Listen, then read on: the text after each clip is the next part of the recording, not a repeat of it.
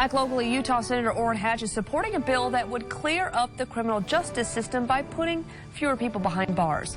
The bipartisan bill lessens the penalty on certain crimes people commit without knowing. For example, walking your dog in a federal park on an 8-foot leash could land you in prison for 6 months.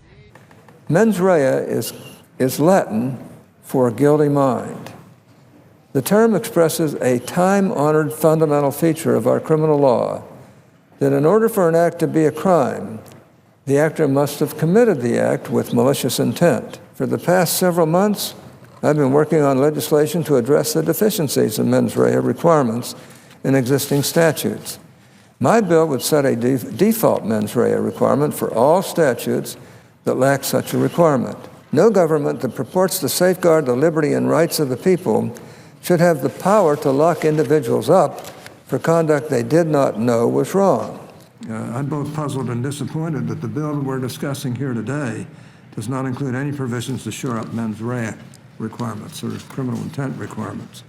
The need for robust mens rea protections and the inadequacy of such protections in much of our modern criminal code have been a central part of the overcriminalization discussion from the beginning. I believe that any package of criminal justice reforms that passes this body must include provisions to strengthen mens rea protections. Gentleman Casey, you have written about the need for robust criminal intent requirements. In fact, you've called on Congress to pass a statute, quote, requiring proof of guilty knowledge in any criminal prosecution unless Congress has legislated specifically to the contrary, unquote. Could you please explain the need for a default mens rea statute, what such a statute would do, and also what it would not do? The need becomes especially pressing when you consider the number of criminal statutes that exist. I think many people aren't aware of exactly how many criminal laws we have.